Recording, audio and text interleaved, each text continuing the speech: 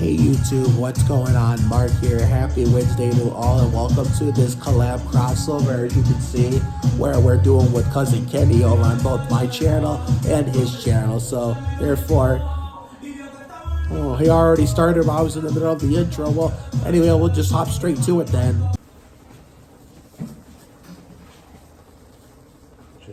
Wax on, wax off. Right there. You said it right, yeah, man.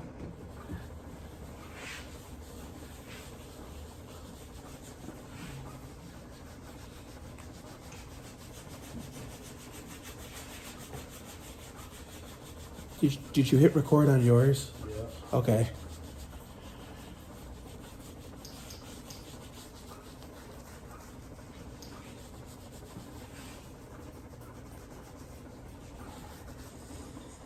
Anyway, what we're gonna do is, take care of this, and then of course, over on the other side, we're gonna shave the nasty ass whiskers off my face, so it'll be blended in, clean as a whistle. We can look good for, and then we feed that Emily tomorrow when we run it back again.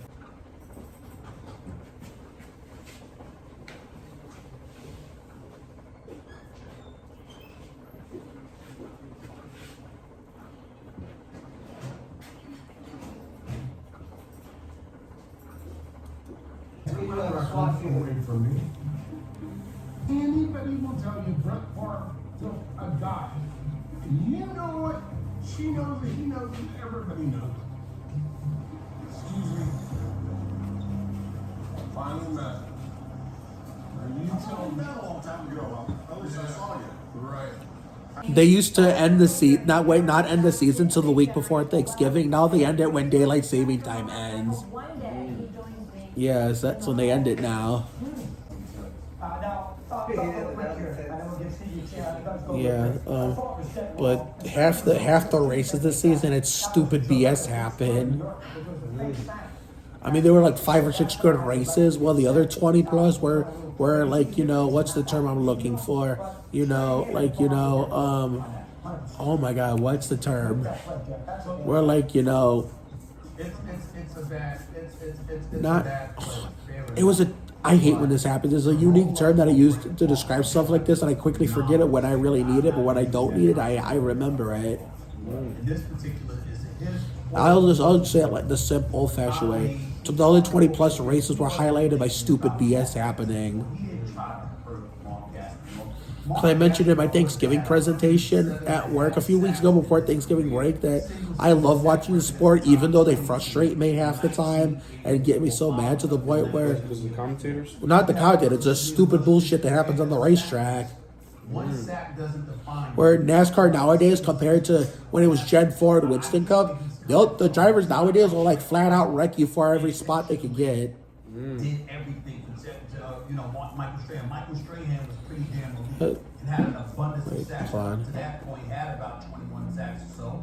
Okay, and I get that. For you to come at him, Because if anything, NASCAR's doing promoting this stuff with their gimmicky playoff format as well as this win and you're in BS, which promotes this kind of stupidity on the. I'm all for good racing, but not demo demo derby stupidity. that's not on Brett Favre. That's not on Brett Favre. Hell yeah. They're disputing it right now. He shouldn't? Who decided that, NFL or He's been in talks with North Carolina about the school's open coaching job, but Belichick has never coached at the collegiate level. So Pete Thamel, what's the latest here between UNC and Bill Belichick? The latest between UNC and Bill Belichick is that they are still in any motion that it's finalized is premature. There's things this side still have to work through. This has been close for a while. It's really been close for days. Both sides have thought maybe Monday could get done, maybe Tuesday could get done. That was the prevailing feeling this morning. Again, Greedy stuff, part 2. has been behind, but West Virginia's weighing other options, and there's no clear path yet to who will get that job. You should get some clarity this afternoon. Best of the best, as always. Thank you, Pete. We appreciate you. Now, speaking of moving around, the transfer portal is open after throwing a school record 26 touchdown passes in the season to start quarterback Lee Murphy has entered the transfer portal. Murphy told ESPN he would not Have a good day. Have a good day. The Florida King himself, Ole Miss head And my homie said he probably hit you up later on if you guys get available. He wants to bring his son in. My homie, I call him AK. Ahmed from Polaris. Ahmed. Wait a second, is that the kid? Is that one of those dudes you know that I went to Polaris with back in 2013-14? Oh, okay. I know you know some of the dudes I went to Polaris with in 13-14. Shout out to them, by the way. Milo, Daryl, Ahmed, who I mistook the guy we just mentioned for. We miss you guys. We miss you guys. I went to Polaris with you, and you used to get your haircut with Cousin Kenny way back in the day. And the way that it's laid out currently isn't the best. And I think that goes obviously for the coaches. Like when in talking to coaches, you know, we do a lot of these meetings before our games on Thursday nights. I do with Matt Berry and Coach Dan Mullen. And one of the things that they talk about that's the biggest pain is the schedule that this is laid out in. I think the one thing that people have to remember that this early portal window that we have in December that ends on the 28th is in part a reminder of the ties that college football, that college word being the key word here, that academic ties in business like college football has gotten. So yeah, Harry, I agree with your point about if I want another opportunity, I have to go and make my decision. That happened last year when he was at Texas. Texas was getting ready to go and play in the college football playoff for the league rookie. He grudgingly entered the transfer portal. Why? Because he knew that the window was open and other teams were making moves. Now, the issue that I do have is when you had so much success at Duke. You just got there 1 year, so much success. Why leave now? The answer could easily be, well, you're just saying, hey, come visit because we'll take you. So there's a supply side, but there's also a demand side, which is why a lot of these players are opening themselves up. Well, not always. That's the thing people don't realize. Okay, you can enter the transfer portal. I don't have the exact numbers, but a lot of people. I forgot that was there. Shit. And they don't come out. They end up staying There was a bump there. I forgot that was there. What is it? Yes. Not the blade's fault. It's my body's fault for growing that to begin with. Okay, that better be right off. Yeah. We'll take care of it. I'll put a little piece of paper there. Okay. It's always once a cut that, you know, once a haircut that stuff like that ever happens. At least I don't know about my dad, but here this stuff happens a lot with me. This part of our culture, man. Right. You get your little bumps and stuff. Now, Max Olson is here to help put the portal into perspective for Did you do more cooking videos, bro? Oh, I think I did one for Bradley Stephen Perry's Todd Bodine 26th birthday. When I tried to cook mozzarella sticks the perfect way to make it taste like the ones in the restaurant, but it wasn't the right size box, so therefore that kind of backfired. But one day when I get the biggest box, which I have right now, but The video? yeah, but I have to do it again with the biggest box. That way people can see the legit perfect way. But for now, I want to go look at that, failed attempt one which was the birthday special for Bradley Stephen Perry. Link in the description. Where I passed up a Spurs game to make that video for him. So he's the one that does cooking videos. The guy from Good Luck Charlie and Mighty Men and La Vida Lab Rats Elite Force. Shout out to Bradley Stephen Perry and his beautiful girlfriend Natasha Beret, the beautiful daughter of Candace Cameron Beret. Go subscribe to Bradley and Natasha's channels. Link in the description. So I'll get one more hot towel and put some in your neck and get some of that nice cool stuff in your hair and we'll get to go. Literally hit hard by players entering the portal. Nice and hot. nice and hot. Okay. Slowly. Yep. Yeah, we've seen a few teams, especially in the SEC, just have very high attrition here in the first 3 days. Feels pretty comfortable. But I think Oklahoma is one that stands out. I think certainly Brett Venables is All right. Yeah, I'm fine.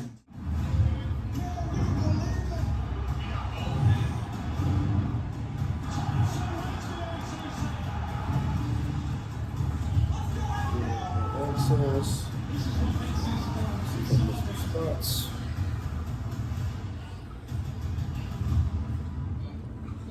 All right, the playoff is set, and Sam, let's have a little bit of fun and see. We're talking about Arizona State. We didn't know who was going to be in the Big 12, but that should be an ASU symbol. That's how much of a Cinderella story it is.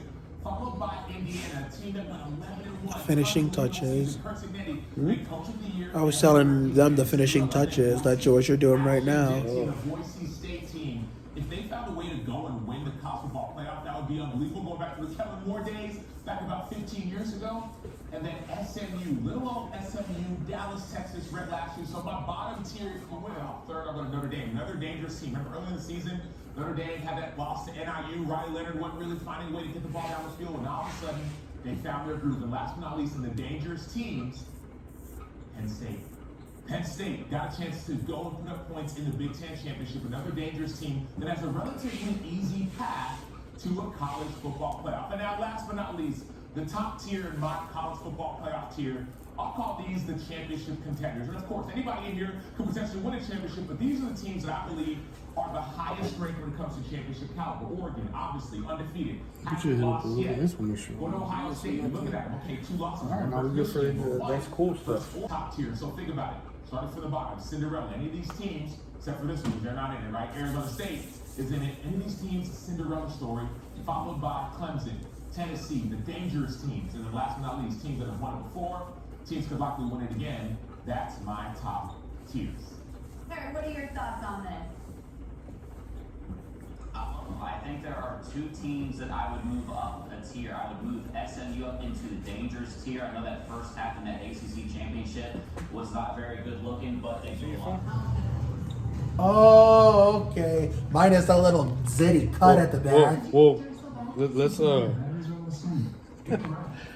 there you go. There we go. Let's do a front view. Power Boost ingredients are a unique blend of nickel and lithium. Never better example.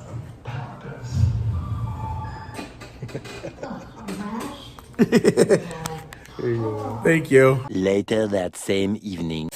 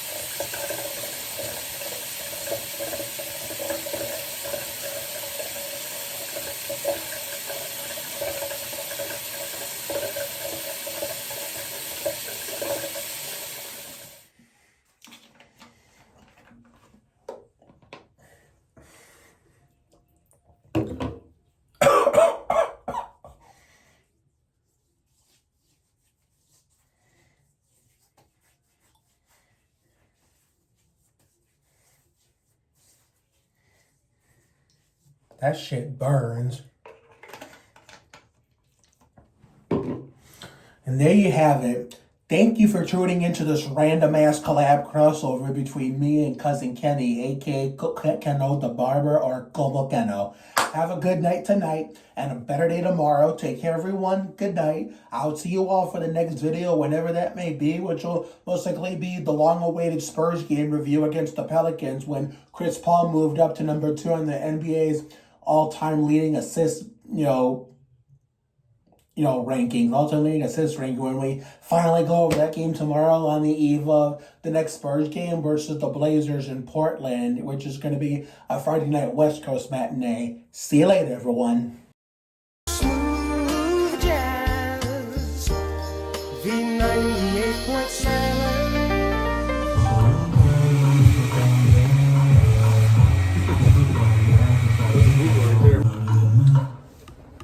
¿Qué vende el tipo este aquí? Vende comida. Where? Snacks something? Where? Have you watched the series on Lioness? I'm not here. It's good. The Paramount? Whoa, that was intense. Laughing at a stupid ass commercial. I was going on NASCAR. They're in the off season right now. How long is off season? From the it used to be. Sorry about that, everybody. They used to not end the season until yeah. You can adjust the camera for one too. So I can move Notre Dame up into the contender tier as well. And I'm here for the Arizona State and the Cinderella story. And I put them as a contender. Don't win their competition. Ooh. Here they are. Wait.